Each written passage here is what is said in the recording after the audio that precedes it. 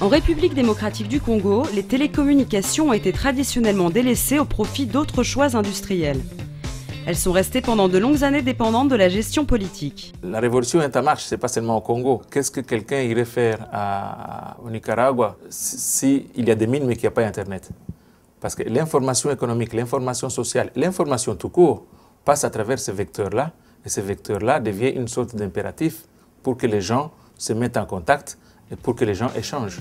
Aujourd'hui, consciente de leur importance et du rôle qu'elles peuvent jouer dans la transformation économique et sociale, la RDC a réformé les structures de son marché afin d'attirer les capitaux nécessaires pour moderniser et développer son réseau.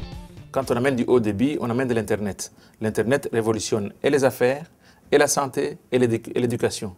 Et donc là où on l'amène à bas prix et à un bon flux, c'est là qu'on amène le progrès. Or, comme il y a pas mal de chantiers qui sont en route dans le pays, le lien ombilical de tout ça, c'est la communication. Là où passera une route, il faudra qu'il passe une fibre optique. Là où passera la fibre optique, arrivera le haut débit. Et là où arrive le haut débit, arrive l'Internet. Et là où arrive l'Internet, si le courant et l'eau y arrivent, à ce moment-là, on a tous les ingrédients pour le progrès. Nous avons décidé d'investir dans la modernité.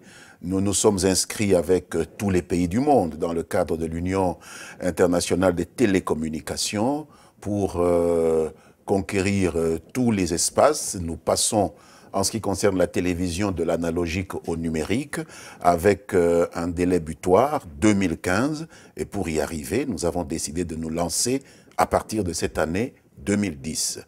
C'est ainsi que le gouvernement vient d'acquérir des émetteurs, je pense 7 au total, pour lancer justement ce projet du numérique auquel nous voulons associer le secteur privé et tous nos partenaires qui viendraient d'ailleurs. Il y a des Chinois, il y a des Occidentaux qui vont essayer de nous aider à porter le signal aussi loin que possible.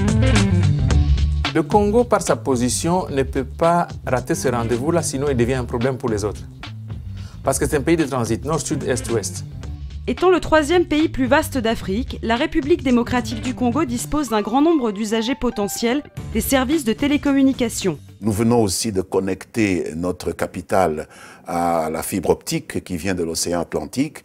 Nous essayons de faire en sorte qu'avant 2015, l'ensemble du pays puisse bénéficier de ce réseau et ainsi rendre plus confortable l'accès de nos populations à toutes les nouvelles technologies de l'information et de la communication.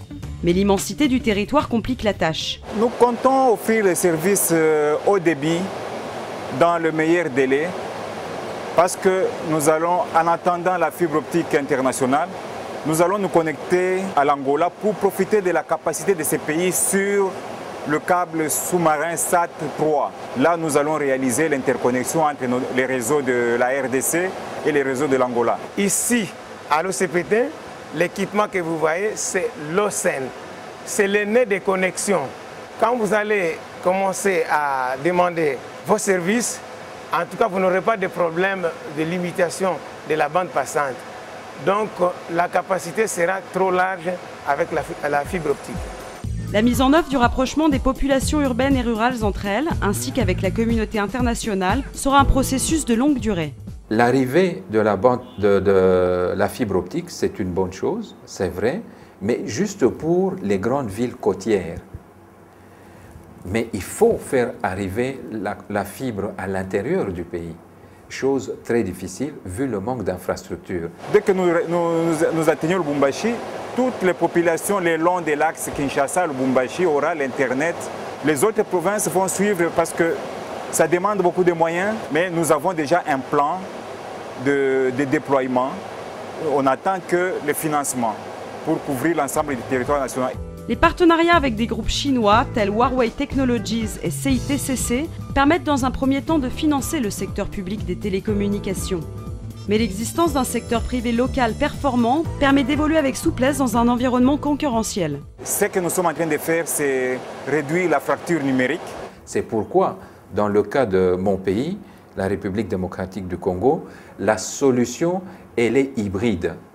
C'est la combinaison de la fibre optique et de la technologie du satellite. Je pense que dans 50 ans, il y aura ici un des pôles de développement du continent africain et pourquoi pas du monde.